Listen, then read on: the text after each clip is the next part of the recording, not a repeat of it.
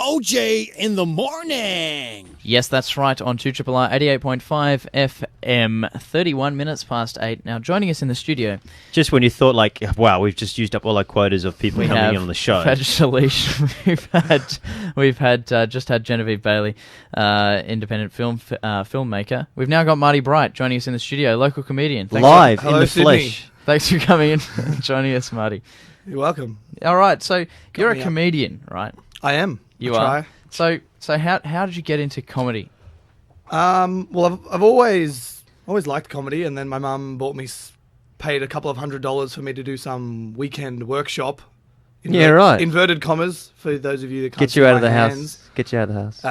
And it didn't really help me, but it just as part of the workshop you got to do like a graduation performance, and I did all right. And then from then I just kept doing more of the open mics, and after that then you start to get a few paid gigs. And What happens with the first paid gig? Can you tell us how you've done? Like, I've done open mics. I used to play in a band, right? Yeah. So the open mics always Monday, Tuesday, Wednesday sort of thing that goes on. And it's always generally really busy or nothing. Yeah. Exactly. You're either performing to, you happen to get a crowd somehow just by fluke, or it's only comedians that are kind of snarling at you because they don't really want to laugh at your jokes, and you're their competitors. Yeah. They're up next. So what happens after you've done the open mic circuit?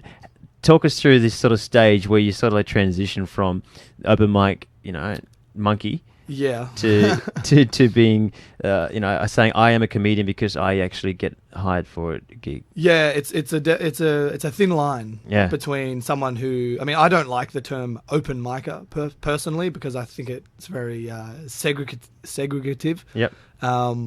Because an open micer can somehow get a paid gig, and that's generally what your first paid gig is. Yeah. Somehow you've managed to do a good set in front of someone that's got money to pay for another one, and really the first time I did a paid gig, I was thinking to myself, I shouldn't be getting paid for this. Yeah. But that's all you need. You just need one person to, like a promoter for a comedy event, to trust you beyond your skill level, and then you kind of go from there. And I think it's more about consistency than anything else. I think a lot of the guys that first start, there's like a lot of that awkward humor going around at the moment. Yeah. It's very, I don't know, it's kind of based on, The Office, a lot of awkward pauses and sideways looks. But yes, a lot of those people who are doing that are just awkward. Well, I'd imagine that, that's the sort of shit that I would do, like if I went up on stage. I just can't imagine going up and being funny. How did you find first starting out, just like trying to make people laugh? Because I would have always thought that would be a challenge. Was that a challenge for you at all? It is a challenge. I think it's definitely a challenge. The first thing, like when you start, one is to be able to be on the stage. Like, forget telling the jokes, just to be able to stand there in front of 30 people. And you've already got 30 different opinions on what you... Exactly. Yeah. So you've got to be fine with being judged, and you've got to be fine with being disliked, because it will happen. But then again, the funny part comes second. Sure. So it's almost like just looking confident. You can be hideously awkward if that's your character on stage, but as long as you're doing that confidently, then people will accept it. But once you are confident on stage, then I think that's when people can write the jokes. And when I first righted people, when I wrote... That's why he's doing comedy. This is... when I first righted... Back in Diggity Doo. No, when I was first writing jokes, I just wrote things that I thought were funny, because I thought, well, at least I have fun telling the joke. Yeah. Not slaving away like, what do people laugh at? Yeah.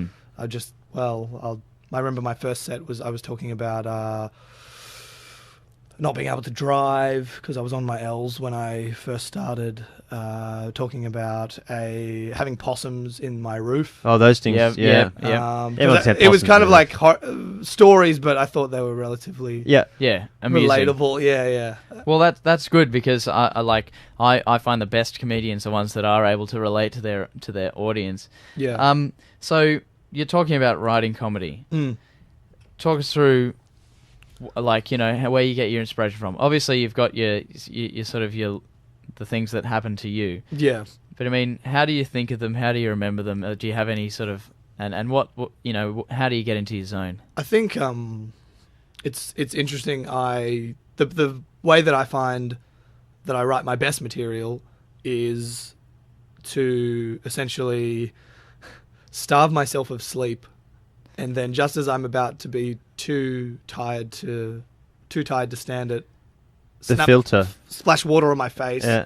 and then write jokes then, because I kind of feel like when you're about to go into that dream state, yeah, your brain is the most gooey, right, and kind of vibrant. I get you. I understand completely what you're saying there. That's a very important thing. I think like the noise of what you're thinking about, where you've got like things that are not essential, it's starting to shut down in your brain because it's getting tired. So things about what to do tomorrow, things about what to do, thinking in general, and then therefore it's just you're right. That dream. It's almost like that scene in The Matrix when Morpheus tells Neo to just go blank, just to go white, and then the walls. Yeah.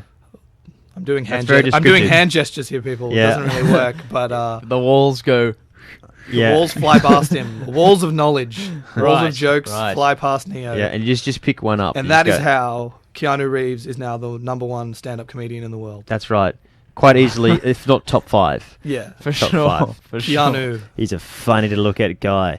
And what about when it comes down to, look, any performer, I myself have invested a lot of energy, money, and faith in what I'm doing in my own business as well as an MC, and I understand it's quite challenging when you're trying to justify what you're doing when you're still just blowing on the embers of of the fire. You're still trying to get it going. Yeah. How do you find it when people say, "Oh, how's that comedy thing going? How you going with that? How's that working out for you, mate?" Yeah, it's hard when it's people that might not know that much about what it's like to start out in any part of the entertainment industry. Because I mean, obviously, you guys are on radio and you've worked in music.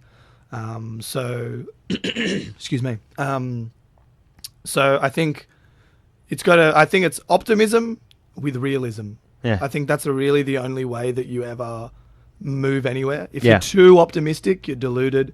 If you're too realistic, you'll give up because realistically, you don't have much of a chance. Yeah. I mean, the entertainment industry is just especially I suppose in Australia, the amount of people we have is less than some cities in America that could sustain an artist or a comedian or whatever it is. So essentially, and entertainment is, it's an extended analogy for capitalism because there's, 1% making 99% of all those profits, but you've still got pyramid scheme, Yeah, but I think the road is still just as enjoyable. Yeah. And if I stay, at the level that I'm at with comedy now, for the rest of my life, that'll still be an enjoyable little side hobby. If something comes of it, if I end up, on a world tour, then that's great too, as long as you're fine with both options. How are you finding that? Do you have a base that you have a full-time job? Are you part-time? Yeah, so I work at the Epping YMCA.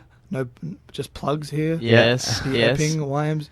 Yes. Yeah, so I work there. Come down to the Epping YMCA. Yeah, we have lots of stuff. Things. So that's how so being able to weave that into your weekly sort of your schedule. Yeah. So exactly. How did you find with explaining that to employers that you've got a side project that you're really, really passionate about? And well, are you really passionate about it, or is it just? I am very passionate about it. I'm very passionate about both, actually. I know a lot of comedians who they jump up and they do their 5-minute set. And you can tell they've got this pent-up rage because they hate their job, and they're just like, why do I? But whereas I really love my paid job. Why?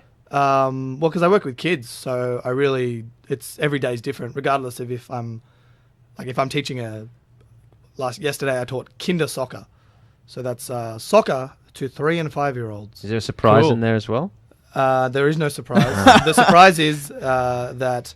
Not only are they 3 to 5, but some of them don't know English. Yeah. Some of them aren't particularly coordinated, which you can't expect 3 to 5-year-olds to be. Yeah. But even for 3 to 5-year-olds, some of these kids. Right.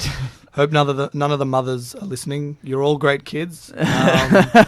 You're all very coordinated and amazing. Now, Marty, we understand you've got a gig coming up, but we will talk about that and what we can do to go along. Break. We'll after this song by the band Franz Ferdinand, who have actually just released a new album. But this is one of their classics. This is shut up. This is one of their classics. This is Take Me Out. And on the other side, we'll be continuing our talk with local comedian Marty Bright. Woo. So stay tuned. 2RR 42 parts 8.